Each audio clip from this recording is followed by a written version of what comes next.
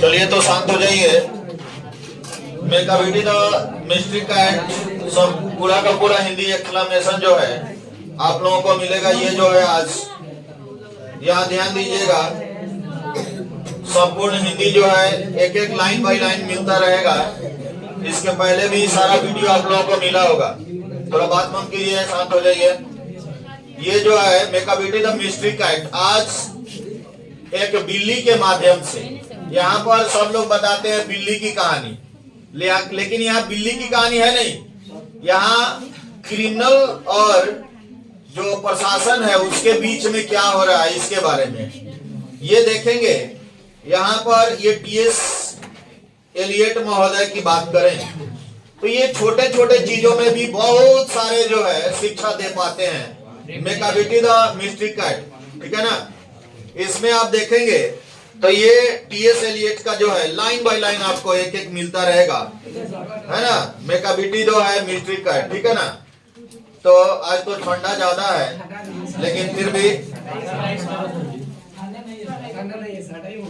ठंडा ज्यादा है। चलिए,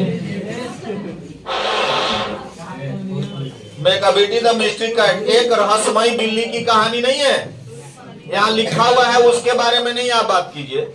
ये ध्यान दीजिएगा कि इस पूरे चैप्टर में बिल्ली का, इसके बाद सांप का, तो सांप बिल्ली का, चूहा बिल्ली का, ये सब चीज आप उसके माध्यम से कवि क्या कहना चाहता है। तो ये जो टीएस एलियट महोदय जो है ये इनके बारे में देखिएगा तो ये क्या बताते हैं। ये इनसे इनकी जो है गुणवत्ता का पता चल जाता है कि टीएस एलियट महोदय एक बिल्ली के माध्यम से प्रशासन के ऊपर कुठाराघात किया कि प्रशासन आज का कैसा है कि एक मतलब बिल्ली जैसा कोई है उसको नहीं पकड़ पा रहा है। चलिए तो क्वेश्चन में देखेंगे कि पहला who has written the poem Macavity the mystery cat, तो किसने लिखा है तो सीधे सीधे T S Eliot has been written the poem Macavity cat the mystery cat. यहाँ देखेंगे एक्सक्लेमेशन इसका क्लियर करते जाएंगे, ध्यान दीजिएगा।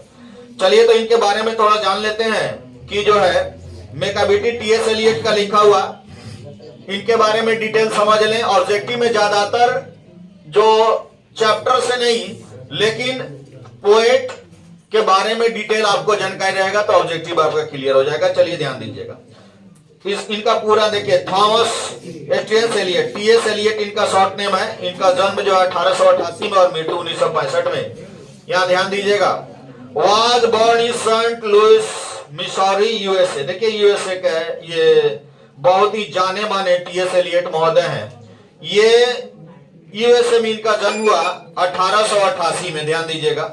और सेंट लुइस मिसौरी में यूएसए में, ये जगह का नाम है। ऑब्जेक्टिव में देगा, ध्यान दीजिएगा। ऑब्जेक्टिव जो है अंडरलाइन करते जाएंगे। बट इवेंचुअली का मतलब होता है अंत में। देखिए जन्म हुआ यूएसए में लेकिन अंत में क्या हुआ, सेटल इन इंग्लैंड। बाद में वो क्या हो गए, सेटल्ड हो गए, यूएसए में जाकर बस गए। सेटल्ड होगा ना मतलब बस जाना, ये बस गए, ठीक है ना। ये क्लासिसिस्ट इन लिटरेचर, देखिए ये क्लासिसिस्ट और इसको बोलते हैं शास्त्रीय, माने प्राचीन काल के जो गायन होते थे, नृत्य होते थे, उसको हम लोग क्लासिसिस्ट बोलते थे। यानी शास्त्रीय संगीत सुने होंगे, शास्त्रीय गीत, है ना, सारे गामा ऐसे करके ऐसे करके, तो ये सब चीज आपको शास्त्रीय संगीत में मिलेगा, है ना। ये साहित्य में वैसे थे, ध्यान दीजिएगा। And Anglo Catholic in religion, और धर्म में क्या था, देखिए यहाँ पर ये भी ध्यान दीजिएगा। धर्म में तो एंग्लो कैथोलिक, वहां बताए थे इंग्लैंड में दो धर्म के रिलीजन के लोग होते हैं। एक हो जाते एंग्लो कैथोलिक और प्रोटेस्टेंट। वहां के राष्ट्रीय धर्म क्या है, प्रोटेस्टेंट। यहाँ पर एंग्लो कैथोलिक धर्म से क्या थे, ये भी ऑब्जेक्टिव में पूछा जाएगा कि ये रिलीजन इनका मतलब क्या था, धर्म क्या था, Anglo Catholic. And royalist in politics, देखिए रॉयलिस्ट माने होता है राजतंत्र। अच्छा, कुछ लोग प्रजातंत्र के मानने वाले होते हैं, अब कुछ लोग राजतंत्र अच्छा कहते हैं। आज भी हम लोग मतलब इंडिपेंडेंट स्वतंत्र हैं, लेकिन आज भी बहुत लोग कहता है कि वही ठीक था, अंग्रेज का जमाना ठीक था। तो ये राजतंत्र में ज्यादा बिलीव, उनको पसंद था, है ना, ये राजतंत्र, रॉयलिस्ट इन पॉलिटिक्स। तो यहाँ राजनीतिक में क्या इनको था, पसंद था, ये राजतंत्र, ठीक है ना। ही रोज, रोज देखिए, रोज माने गुलाब नहीं, ये क्या होता है, फूलना, फलना, विकसित होना, आगे बढ़ना। तो become one of the greatest poet of 20th century. देखिएगा 20वीं शताब्दी का ये एक महान कवि के रूप में क्या हुए, खिले थे। माने ये मतलब सबको इनका जानने लगा। रोज का मतलब हो गया खिलना, मतलब आगे जो है बढ़ गया, बहुत ज्यादा इनका जो है नेम फेम दोनों होने लगा, ठीक है ना। तो ये देखिए, he rose to become one of the greatest of the 20th century, 20वीं शताब्दी के वहां के सबसे जाने माने, ये बहुत ही अग्रेसिव कवि के रूप में ये खिले, आगे बढ़े। He was also a distinct critic and dramatist. ये जो है जाने माने, ये जाने माने, एक क्रिटिक माने होता है आलोचक, किसी का बुराई, किसी का मीन मेट निकालना, आलोचक थे, और एक बहुत बड़े ड्रामाटिस्ट भी थे, नाटककार भी थे। यानी कि जनरली आप देखेंगे तो उधर पश्चात सभ्यता संस्कृति के जितने भी कवि लोग हैं उनमें ड्रामाटिस्ट और शॉर्ट स्टोरी राइटर बहुत लोग थे। शॉर्ट स्टोरी राइटर ये नहीं है, लेकिन फिर भी ये छोटे छोटे चीजों में एक अच्छी चीज निकालने के लिए महारत इनको हासिल था, है ना। He was awarded the Nobel prize, ये भी अंडरलाइन कर दीजिएगा। ये नोबेल प्राइज से जो है लिटरेचर इन द 1948, ये साहित्य के मामले में देखिए, लिटरेचर साहित्य के मामले में 1948 में इनको नोबेल पुरस्कार से सम्मानित किया गया। नोट कर लीजिएगा, ये आपको ऑब्जेक्टिव में बराबर पूछा जाएगा कि कब जो है टी.एस. एलियट को नोबेल पुरस्कार से सम्मानित किया गया, अवार्डेड, इनको पुरस्कृत किया गया 1948। अच्छा, इसके पहले भी एक देखे तो पुलिट्जर प्राइज से कब सम्मानित किया गया था, पुलिट्जर प्राइज 1948 में, किसको? हाँ, एज ऑफ एंजाइटी के लिए किनको? W.H. ऑर्डेन को पुलिट्जर प्राइज 1948। दोनों आपसे मिलता जुलता है। ये 1948 में आपको नोबेल पुरस्कार टी.एस. एलियट को मिला, और W.H. ऑर्डेन को जो है मिला था पुलिट्जर प्राइज 1948 में। दोनों का दिमाग में रखिएगा, ये ऑब्जेक्टिव में पूछा जाएगा, ठीक है। तो देखिएगा, he is best non poem, देखिए सबसे अच्छा उनकी जो कविता थी, कविताओं में सबसे बेस्ट, बात नहीं करो, यह ध्यान दीजिएगा। द वेटलैंड एक ये, और दूसरा था एज वेडनेसडे, उसके बाद एंड फोर क्वार्टर। देखिए फोर क्वार्टर, वेडनेसडे और वेटलैंड, ये इनकी जो महान कविताओं में से एक था, ये उनका नंबर 1 का था। तो इसलिए जो है इनका ये भी ध्यान दीजिएगा, पूछेगा द वेटलैंड जो है किनकी लिखी हुई रचना है, तो टी.एस. एलियट का लिखा हुआ है, दिमाग में रखिएगा, इसको क्लियर करते जाइएगा, ऑब्जेक्टिव तब जाके संभव हो पाएगा। देखिएगा आगे देखिएगा, as a poet and spokesman, spokesman जो भाषण देता है, स्पोकिंग करता है, माने किसी को कुछ कहता है, एक पोएट के रूप में, एक कवि के रूप में, और एक स्पोक्समैन के रूप में, ये द ट्रूली रिप्रेजेंट, ये देखिए उस समय की पीढ़ी में ये रिप्रेजेंट किए द इंटेलेक्चुअल, अंत में क्या चीज, सोशल एंड फिलोसफिकल मूड्स। फिलोसफल मतलब होता है फिलोसफी, एक सब्जेक्ट होता है दर्शन शास्त्र जिसको बोलते हैं, बहुत बच्चा इंटर में ले लेता है फिलोसफी, सोशियोलॉजी के जगह गलती से एक लड़का ले लिया था फिलोसफी, दर्शन शास्त्र, है ना, समाज शास्त्र के जगह ले लिया दर्शन शास्त्र, फिलोसफी। तो ये जो है ध्यान दीजिएगा, सामाजिक जो है, और उसका मूड था 20th सेंचुरी का, उस समय 20वीं शताब्दी का जो स्थिति था, उस स्थिति में रिप्रेजेंट करते थे फिलोसफी का, सोशल का, इंटेलेक्चुअल, अंत में ये सारे चीज को रिप्रेजेंट किए थे इन्होंने। द प्रेजेंट पोएम, ये जो हम पोएम पढ़ने जा रहे हैं, द मैकेबेटी मिस्ट्री कैट, एक रहस्यमयी बिल्ली मैकेबेटी जिसका नाम है ये जो हम पढ़ने जा रहे हैं, यहाँ ध्यान दीजिएगा, ये भी ऑब्जेक्टिव में पूछा जाएगा कि द प्रेजेंट पोएम, ये जो प्रेजेंट पोएम है Macavity the mystery cat is from his collection called old person book of practical cats, इससे लिया गया है, ध्यान दीजिएगा, ये जो है इससे लिया गया है, यहाँ ध्यान दीजिएगा, old person of book of practical cat, इससे लिया गया है, ध्यान दीजिएगा, which was made into a very successful music on stage by the great composer sir Andrew Lloyd Webber. ये जो आप देख रहे हैं द मिस्ट्री कैट, इनके द्वारा कंपोजर, इनका कंपोजर का नाम ध्यान दीजिएगा एंड्रयू लॉयड वेबर, ये ध्यान दीजिएगा। इसको कंपोज किए और स्टेज पर बड़ा ही अच्छा, बहुत अच्छी तरीकों से ये गीत गा करके इसको जो है कंपोज किया गया था। किसके द्वारा? कंपोजर का नाम है एंड्रयू लॉयड वेबर। और इसको जो है ध्यान दीजिएगा, रिटेन तो है टी.एस. एलियट, लेकिन कंपोजर जो गीत के माध्यम से स्टेज पर, मंच पर जो है ये गीत गाया गया, कंपोज किया गया था एंड्रयू लॉयड वेबर के द्वारा। ध्यान दीजिएगा। आगे टी.एस. एलियट का कहना है कि it is a light poem, एक हल्की फुल्की ये कविता है, इन द वर्क हीरोइक, देखिएगा ये हीरोइक वेन, ये जो है हीरोइक वेम जो है, ध्यान दीजिएगा, ये वीर रस इसको बोलते हैं। वीर रस जो है, यहां देखिए मौक वीर, मौक माने झूठा, ये झूठ मूठ का बिल्ली को क्या बना दिया गया है? मिस्ट्री बना दिया गया है। और इतना वीर है कि उसके सामने प्रशासन भी फेल है। तो ये झूठा जो है हीरोइक वेन में लिखा गया एक लाइट पोएम है, हल्की फुल्की कविता है और झूठे वीर रस का यहाँ पर वर्णन किया गया है ना। It does not need any Solomon और डिटेल एनालिसिस, इसको जरूरत नहीं है। It is does not need, जरूरत नहीं है इसको डिटेल में जानने का, इसका विश्लेषण करने का, ऐसी कुछ जरूरत नहीं है। यूं ही दिमाग में आपके आ जाएगा कि ये क्या चाहते हैं, इसको ज्यादा एनालिसिस करने की जरूरत नहीं, डिटेल नहीं है। Its charms come from its near ramps and galloping rhythm is all as well the chromic effect। देखिए इसकी खूबसूरती, चार्मिंग कब बनती है? तो इनका जो है रिदम, रैम्स, रैम्स मत का मतलब आपको पहले ही बता दिए थे, ऑड माने उसका उल्टा होता है। रैम्स का मतलब वो ऊपर वाला जो लाइन लास्ट करेगा ना, सेम टू सेम नीचे वाला लाइन भी उसी पर रैम्स कर, मतलब उसका तुकबंदी उसको बोलते हैं। जैसे नहीं होता है कुछ ऊपर बोले प्रकाशी, नीचे अभिलाषी, तो इस तरह का जो है ये गैलोपिंग माने सरपट एकदम लगातार ये चलता रहा है, well as the comic effect. और ये कॉमिक माने होता है हास्य, हास्य होता है, मजाक होता है, इस पर जो है कॉमिक इफेक्ट पड़ा हुआ है। कुछ कुछ जगहों पर देखिएगा आपको हंसी भी आएगा, ये कॉमिक इफेक्ट डालते हैं। अब ए मॉन्स्टर, मॉन्स्टर में होता है दैट, वो राक्षस, वो दैट, वो बिल्ली नहीं है, एक राक्षस, एक दैत्य के रूप में यहां पर बताया गया है। क्रिमिनल, बहुत बड़ा क्रिमिनल, कौन? वो इन फैक्ट ऑफ फैक्ट, सचमुच का वह बिल्ली जो है एक राक्षस, एक क्रिमिनल के रूप में यहाँ पर जो है वर्णित किया गया। चलिए शुरू करते हैं। यहाँ पर मेकाबेटी द मिस्ट्री कैट जो है, ध्यान दीजिएगा, मेकाबेटी कैट। अच्छा यहाँ पे स्टॉपीज है तो इसको ईज पढ़िएगा। क्या पढ़िएगा? He is. ये नहीं कि आप स्टॉपीज दे देते हैं तो का हो जाता है, जैसे राम स्टॉपीज, राम का। तो यहाँ पर जितना दिया हुआ है ये उन लोगों की बात है, आपको पढ़ना है स्टोरी ऑफ इंग्लिश में।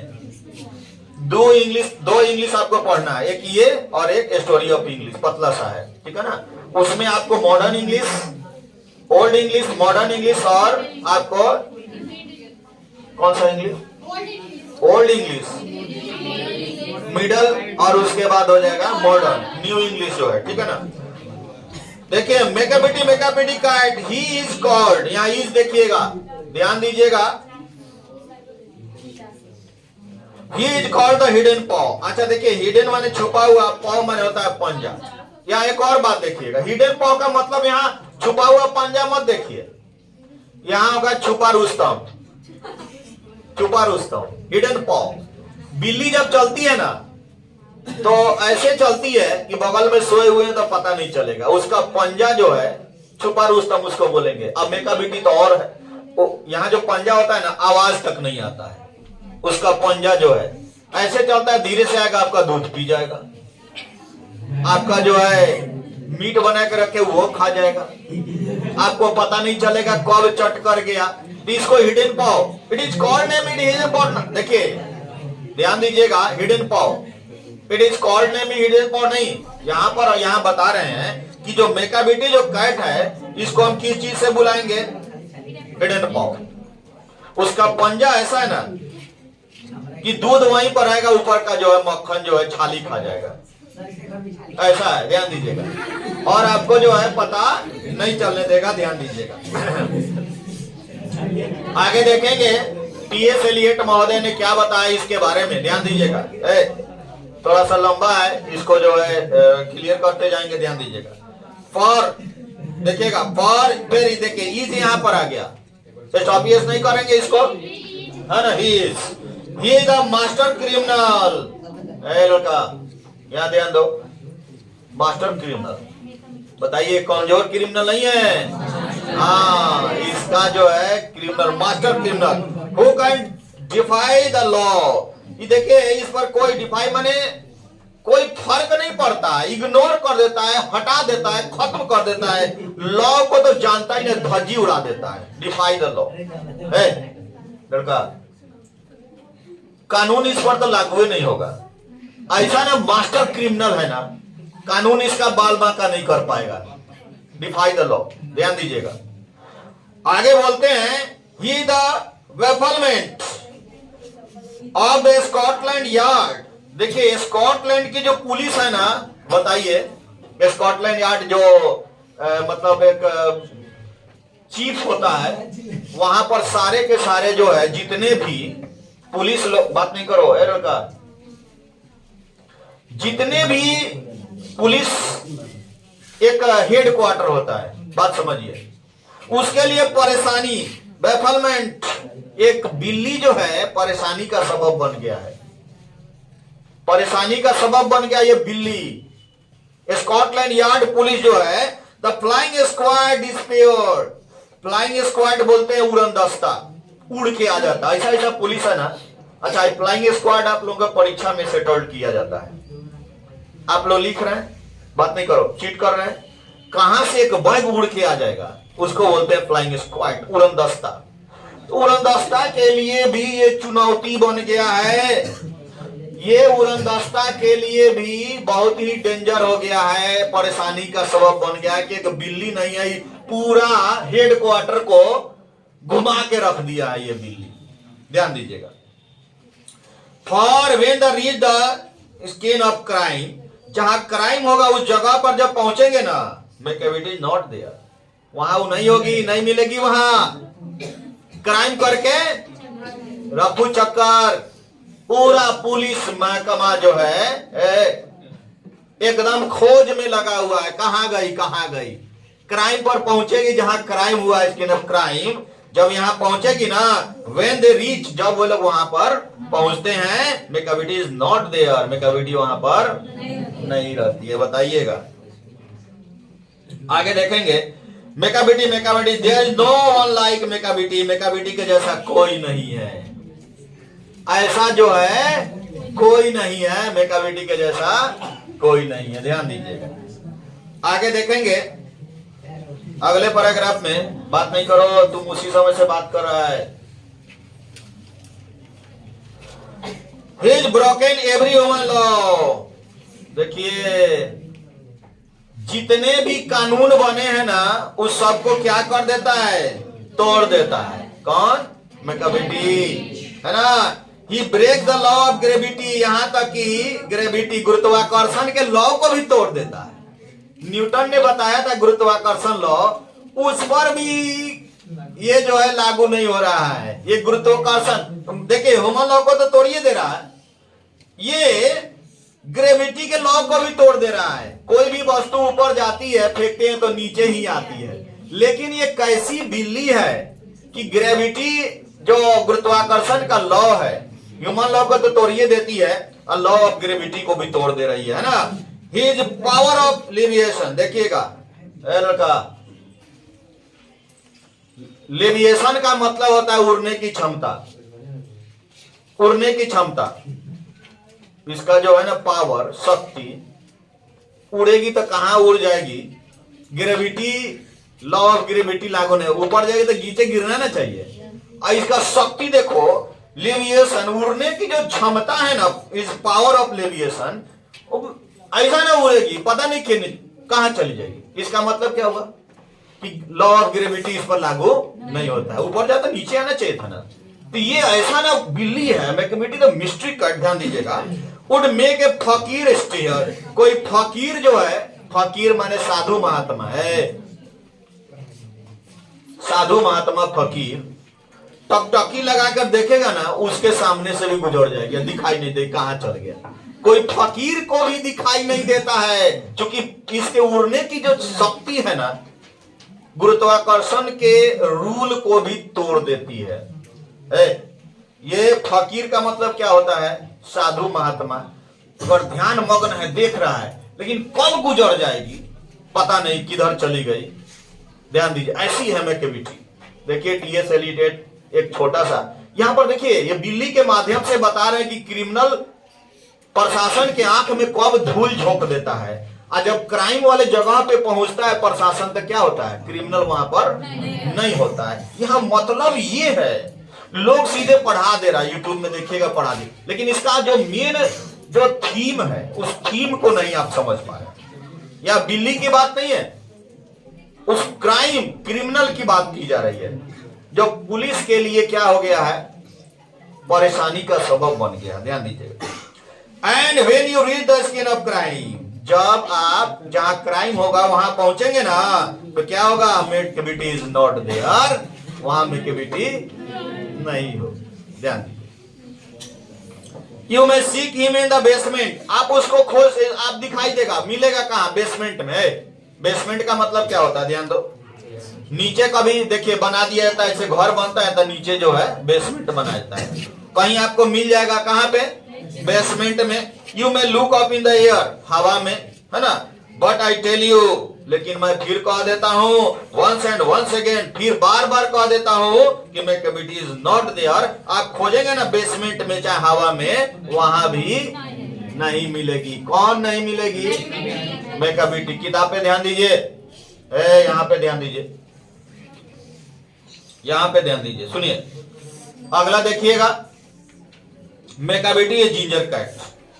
जिंजर देखे आप लोग? अदरक, अदरक होता है ना ऐसे, मतलब पतला ऐसे उड़ा हुआ, तो इसको जिंजर कैट कहा गया। टीएस एलिट भी पूछेगा, ध्यान दीजिएगा।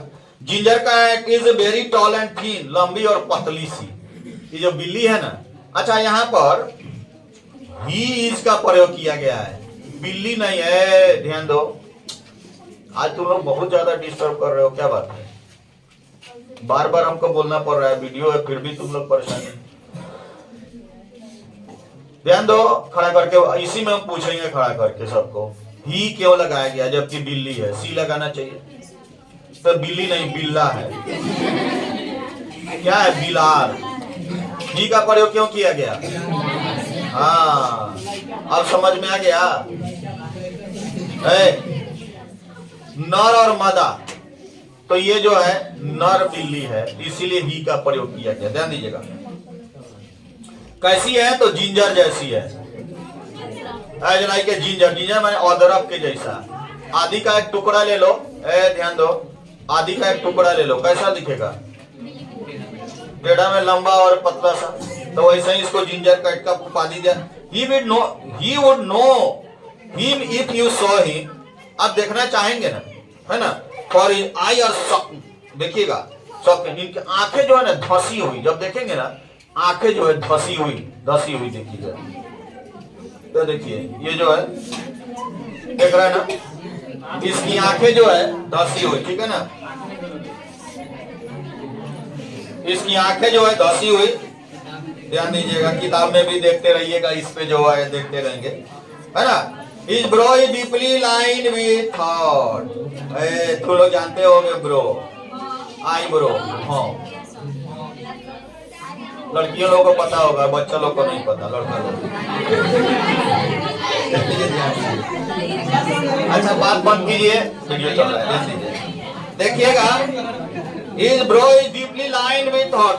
अच्छा देखिए, सोचिए, इसका जो आईब्रो है ना एकदम लाइन में, लकीर में एकदम वहां देखने को मिलेगा। His head is highly domed, डोम माने गुम्बद। इसका जो सर है ना, गुम्बद क्या, देखिए ये देख रहे हो ना, ये ऐसे,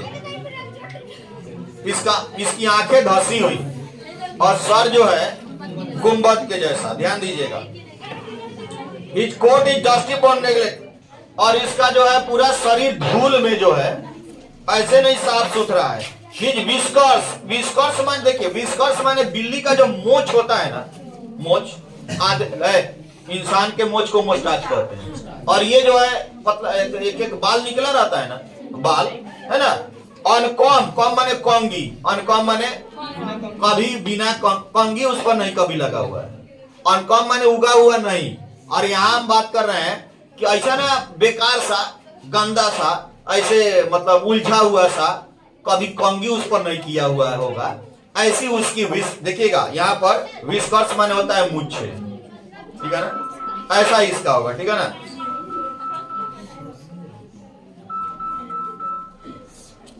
आगे देखेंगे he sways his head from side to side, ये जो है हिलाते रहती है अपने सर को इन्हें से ओने, side by side, left right. कौन?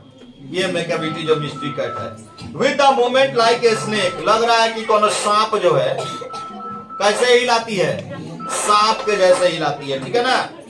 And when I think is half sleep, जब आप सोचोगे ना ये सोई हुई है, आधा सोई हुई है, तुम्हारा भूल है, तुम्हारी भूल है कि सोच लिए हो कि ऐसे सोई हुई है। सोई हुई नहीं है, ये ऑलवेज वाइड अप है और एक हरदम जगी होती है। आंख भले तक छोटा और आंख दबा करके लग रहा है कि ये अभी आधा सोई हुई है, हाफ स्लीप, लेकिन वो क्या है, जगी हुई रहती है।